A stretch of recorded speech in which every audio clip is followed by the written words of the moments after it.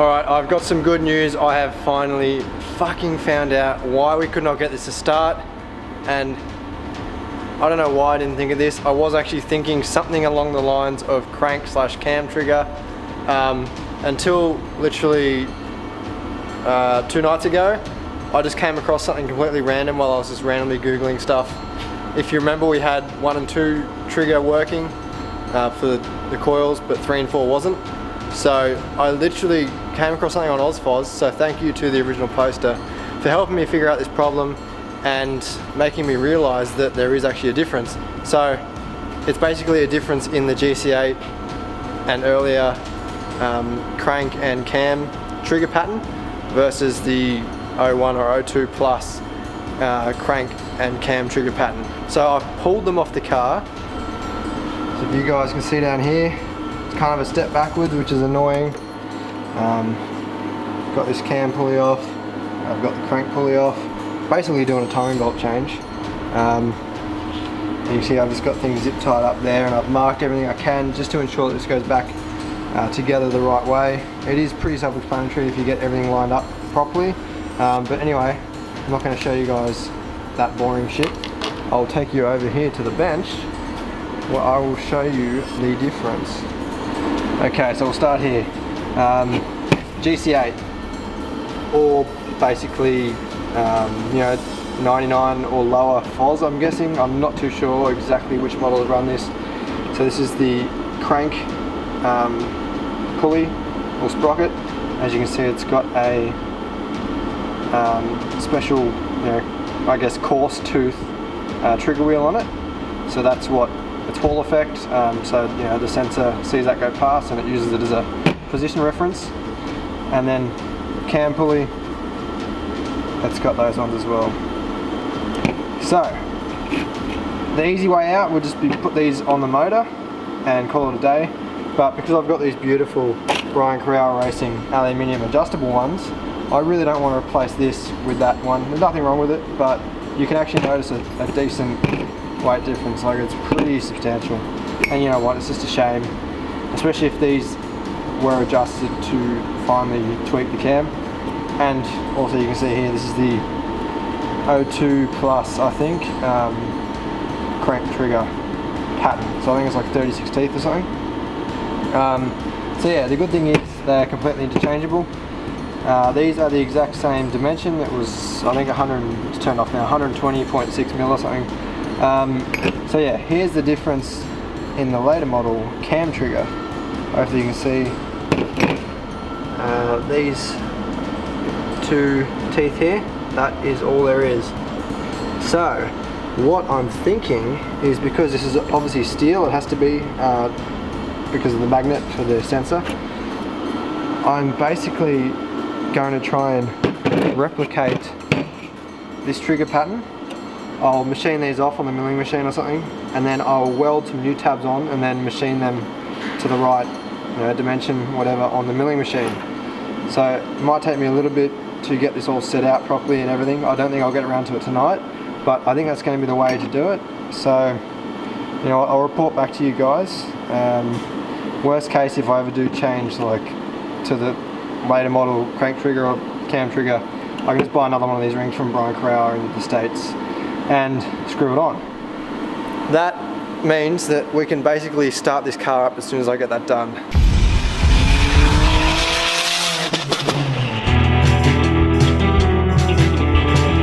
Alright, so this is what I have made up to basically, as a jig, a fixture to copy the timing markings from the factory pulley to my new BC one.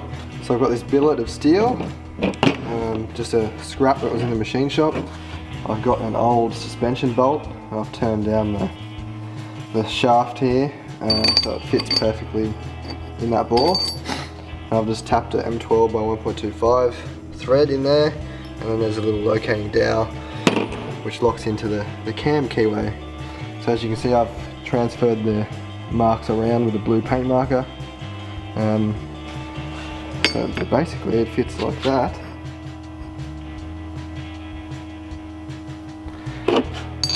And then just a matter of screwing that in.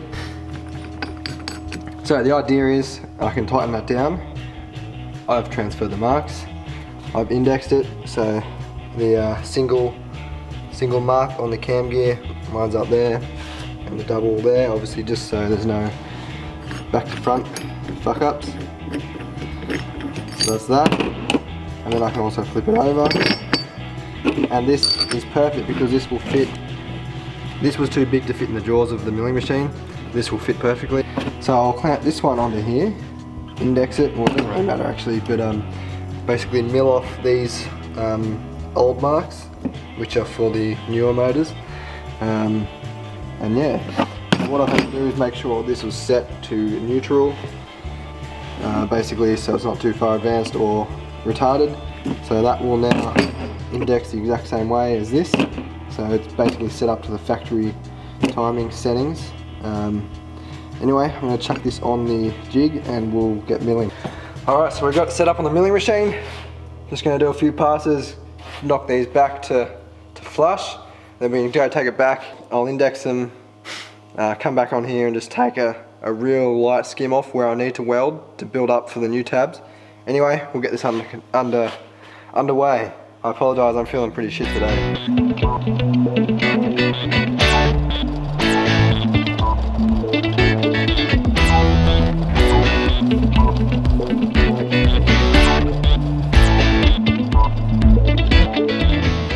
Alright, so as you can see there, that's one done.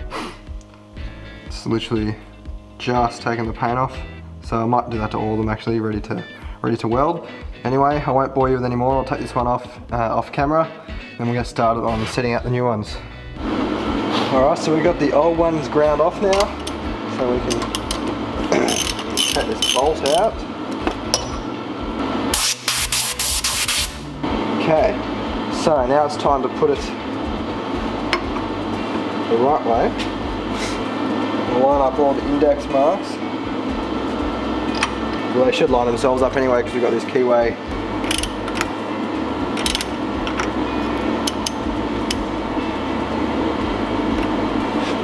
Alright, so that's locked on. We've got the cam gears, it's centered in the neutral position, so it's basically neutral, like I said, like the old original non-adjustable cam. So now I can just carefully put some paint marks where I need them, and I can go and mill these sections and then build them up with some weld. So I'll leave this boring shit off camera and I'll meet you back at the milling machine. And I'll just add that I've taken the little locating dowel out so that I can basically just rotate this, so I can keep the milling machine on the same axis. I'll just rotate this instead of trying to line everything up. Okay, so the height is set.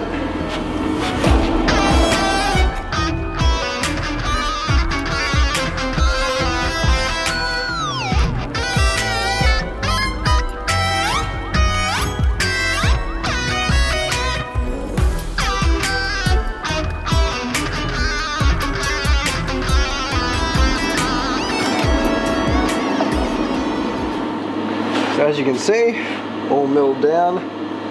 It's enough to then build some beads and make up some ribs.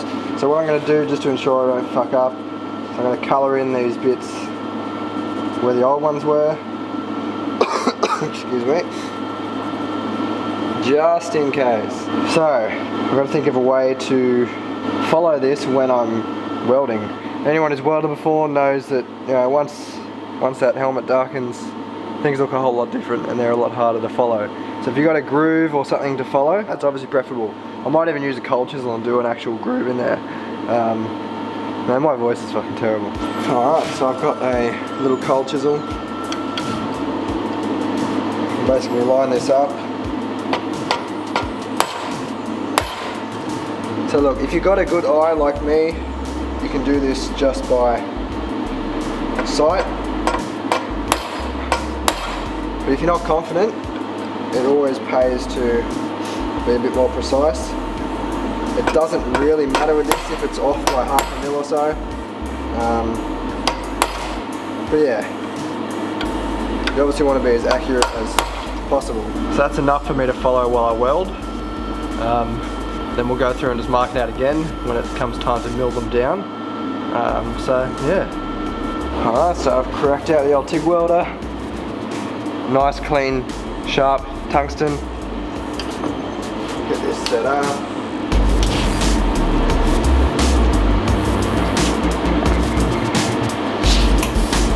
I'm going to be using mild steel filler rod. It has to be mild steel because obviously it needs to be magnetic.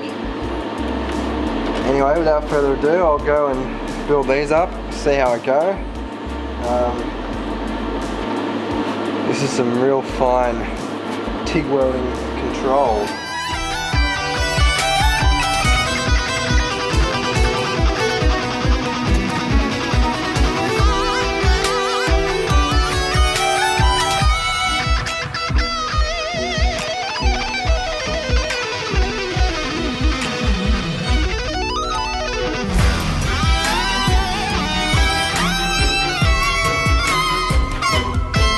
Anyway guys, I won't bore you with half an hour of me TIG welding. So, as you can see there, it's just a matter of taking it slow. Basically your first bead is the most important one because that's basically your indexing bead, and then you just keep building up on top of that. So I'm going to go through and do a whole heap of those, and then basically just build them up in stages, kind of do some even heat distribution. So I'll probably go over to this side now, do these few, then rotate it, do these two maybe, testy pop, and then yeah. Hopefully it'll be minimal amount of machining, so we'll see. Alright, so I think I am done, as you can see.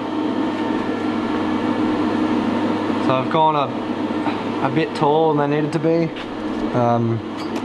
as you can probably see here. They stick out probably about 2 mil, 1.5 mil, past this rib here. So they actually all line up and match pretty nicely.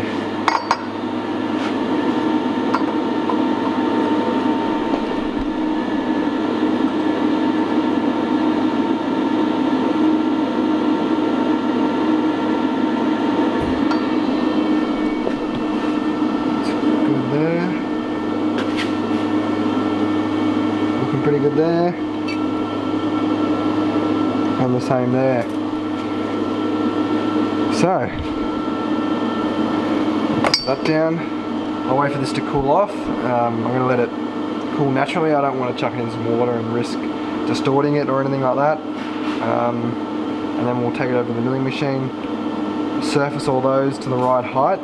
Okay, so while I was waiting for this to cool down, I went and basically put a straightedge across the height of the teeth on the original one, and measured back to the, I guess, the mating face. This part goes on the end of the camshaft, so I can relate that to this, so we get the exact same distance from the sensor as the old one was, and it ended up being 19.91 millimeters from that base to the top of that. So I'm just going to go 39.21, which gives me to the top of this rule, so I can do quick accurate measurements easier.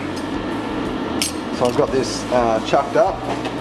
I'm just going to go through and basically face all these off at the same height, and then I will put the straightedge across, check them, see where we need to be, and then I'll adjust accordingly.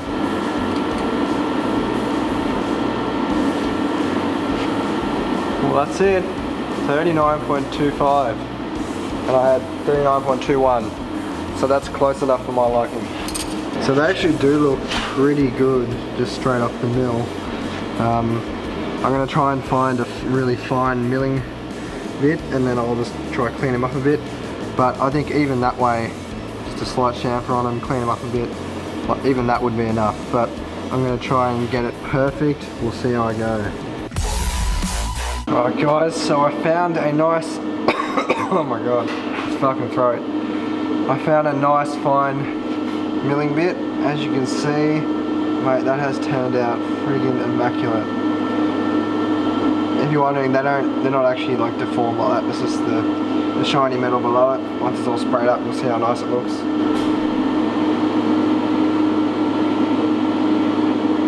But as you can see, like for like. So these are all set to the height as you saw before. Distance from the cam mounting face, I guess, abutment face. I'm actually really happy with that. It's probably the second time I've used a milling machine, so it's come up pretty nice. So yeah, I think I might just mask this up. I don't want to undo these screws and spray it separately just in case. So I'm just going to mask up and spray this. I guess the only colour I got left is black. Spray that so it doesn't rust, and then there's no reason we can't put that back on the car. Alright guys, so here it is, all painted up.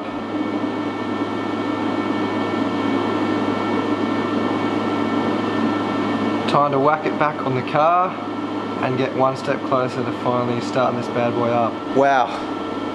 Whew. What a relief. That, actually, I'm a bit apprehensive saying this, but that will allow us to start the car. I am 99.9% sure. If it doesn't start after doing this, then fucking petrol, torch it, walk away. No, not actually.